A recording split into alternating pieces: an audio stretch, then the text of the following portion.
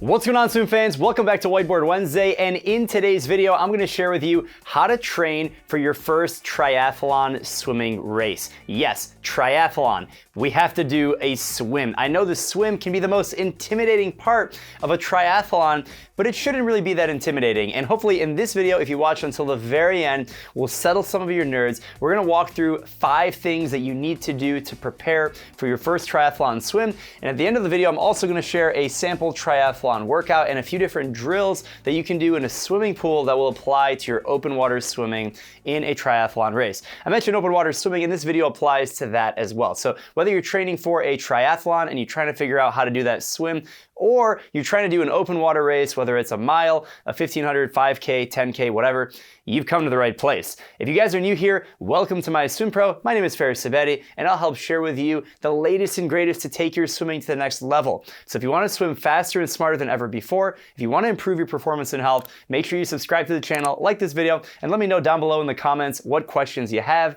Let's go ahead and get right into the video. Now, the first thing is getting the right gear. This is critical. If you don't have the right gear, well, you can't really do anything. Number one, you've got to have a safety buoy. This is the non-obvious thing that I want to start with, because oftentimes when people go open water swimming, this is the last thing that they think about. An open water safety buoy is important for visibility. Of course, if you get tired, if you get a cramp, you can hang on to that. People can see you, they can spot you. That could be other swimmers or other boats or watercraft or anything like that. You can also put a snack in there, which is always tons of fun. You can take your stuff, whether it's your wallet, phone, other things, throw them in your swim buoy. It's a great thing to have. Of course, you need a swimsuit. That could be a wetsuit, a tri-suit, a dry suit, goggles, swim cap. A lot of these things are pretty self-explanatory, but I like to start out with that safety buoy because safety first. Another thing that you want to have is a smartwatch. I love the quote, "What gets measured gets improved."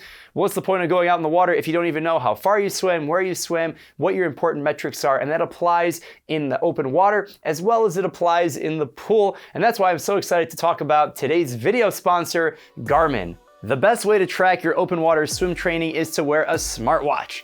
And let's talk about the Garmin smartwatch. The Garmin Forerunner 945, the watch that I'm wearing right now, is great for tracking your swims and tons of other fitness activities.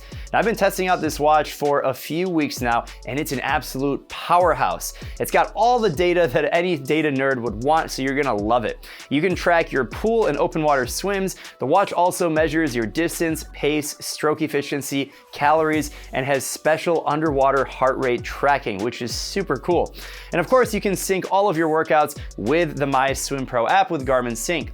It's also got handy distance alerts, so you don't have to stop and check your watch during a long swim, and has pace alerts to keep you on track during pool workouts. It also tracks your VO2 max, stress level, and even tells you how each workout impacts your aerobic and anaerobic fitness. That's really fancy.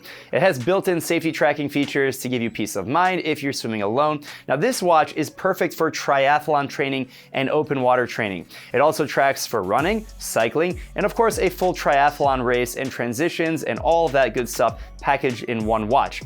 All of that with 2 weeks of battery life and even music capabilities. I think we have a winner. Head over to the link in the description below to grab your Garmin Forerunner 945, modeling it right here. Pretty cool. Next up, we have to build the foundation. When we're doing an open water race, whether that's in triathlon or any other open water race, you have to have endurance. So it's so important to not only have endurance, but also the foundation of technique. Oftentimes we overlook the technique and we go straight for distance. Doesn't work like that. It works in reverse, actually. Start with technique, build a strong foundation of your stroke, and then layer in the endurance after the fact. So number one, work on technique, and you can do this in the pool and open water, but I actually recommend working on your technique in the pool if you can. You don't have to worry about the waves. You have set distances of 25 yards or meters or 50 meters, and you can really isolate different parts of the stroke. You can see your hands a lot easier. You can see the bottom of the pool, and you can focus on different things like your hand entry, early vertical forearm, head position, stuff stuff like that a lot easier in the pool. Now, I did mention body position. This is the way your body actually sits in the water. You want your eyes looking down towards the bottom of the pool. You want your hips riding up high. It's very important to do drills that focus on this body position. Now, if you guys are looking for different drills, I'll mention a couple at the end of the video when we talk about the workout. But if you're looking for drills that are specific to freestyle or open water swimming, make sure you download the MySwimPro app available for iPhone and Android. Get started with a training plan and follow those drills to improve your technique. I also have here mentioned the early vertical forearm. This is the fundamental of the freestyle catch. Your fingertips enter the water, you extend right in front of the shoulder, and then you start driving your fingertips towards the bottom of the pool or the bottom of the ocean or lake, wherever you're swimming, and that initiates that early vertical forearm, and you catch the water with more than just your hand, but you catch the water with all of your forearm and your arm, of course. So obviously build a foundation starting with technique, and then build your endurance after that. Notice how endurance is number 3. You start with technique, build the endurance, and here's a great rule, the 10% per week rule. Now, this is something that is very, very important, but often overlooked. If you're trying to build your endurance and you're just getting into something, it's tempting to ramp up your volume too quickly.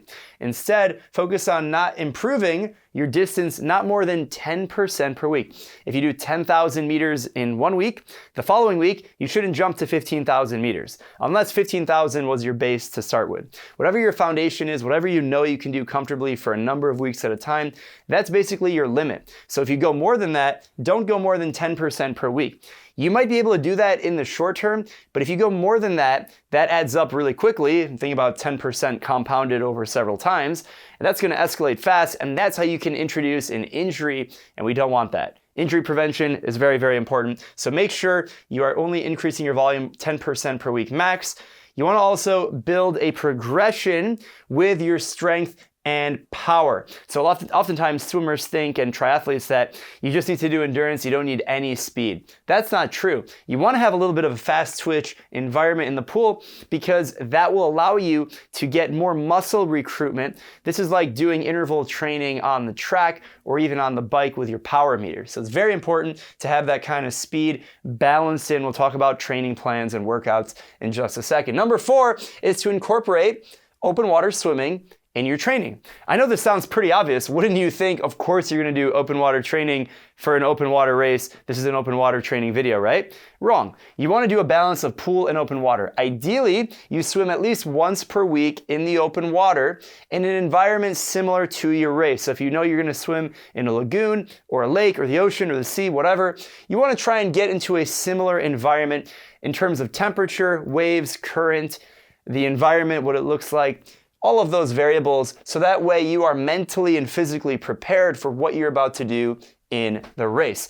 Oftentimes, when you go to the open water, you can practice something that you can't really do as well in the pool. We'll talk about how you do this in the pool, but you get to do open water sighting. Ideally, you can go open water swimming in the venue or the area that you're going to do the actual race in. That way you can get your body familiar and your eyes familiar when you're sighting and lifting up your head to see what's going on and make sure you're swimming in a straight line. Also, when you swim in open water, you're not able to see the bottom most likely, unless you're swimming in a tropical location, in which case, send me the invite, I'm coming over to swim with you. But in a pool, you can look at the bottom. In open water, you can't. Like we mentioned, the temperature, the waves, the current, these are all variables that are different that you want to get your body acclimated to, so that way you're a lot more successful when it comes to race day. And number 5, having a plan.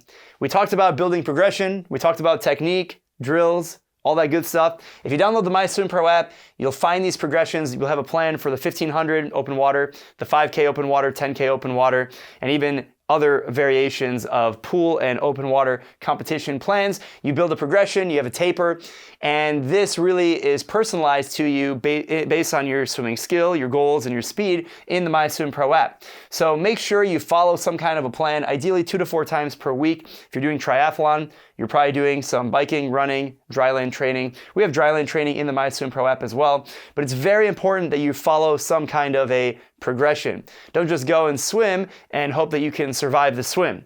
Oftentimes, that's why triathletes are so intimidated by the swim, because they don't know how to train for it. It's just like anything else, you follow a training plan. If you don't go and run a marathon without figuring out some kind of a plan. If you're an elite runner, you can probably figure it out. Again, if you're an elite swimmer, you can probably figure it out. But if you're not an elite swimmer, you gotta follow a plan. And even if you are an elite swimmer, follow a plan, take your swimming to the next level. Now finally, I'll talk about the open water workout in the pool I have. I have two versions of it, a 1,700 meter version and a 2,600 meter version. Of course, we start out with a freestyle warm-up, 300 freestyle, nice and easy. Then we go 450s, IM order, fly bag breast free.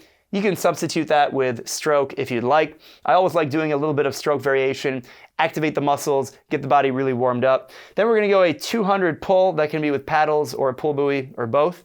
Now the main set is gonna go 475s freestyle, where the middle 25, assuming you're in a 25 meter pool, you're gonna spot the other end of the pool. Now spotting is a skill, a drill, where you take your freestyle stroke and as you initiate the catch, you lift your body up out of the water, you use that hand as leverage, and you actually lift your face out of the water and you look and you can see into the eyes of your opponent. No, I'm kidding. You can look and see the other end of the pool. So when you're in the pool, do that. And you can actually do this by keeping your chin at surface level. You can even do this by swimming with your eyes right above the surface of the water and the rest of your mouth below. Of course, you want to incorporate this with a breath so that way you can lift your head up, get your breath, and then stick your face down. So you're in these 475s, every middle 25, so 4 times, you're gonna practice every time you breathe, you're gonna lift your head up in sight. You can go 4 strokes in a breath, you can breathe to the side, then breathe forward, alternating, whatever you want. Then you're gonna do a 400 freestyle pull, then you're gonna do 450s fast, we talked about speed, and then a 100 freestyle silent swimming. Be long, strong, controlled, listen to the noise of your fingertips entering the water. I love silent swimming. If you want to do more, do this 2 rounds instead of 1 round, the main set, do it 2 rounds, and that'll put you at 2,600 meters.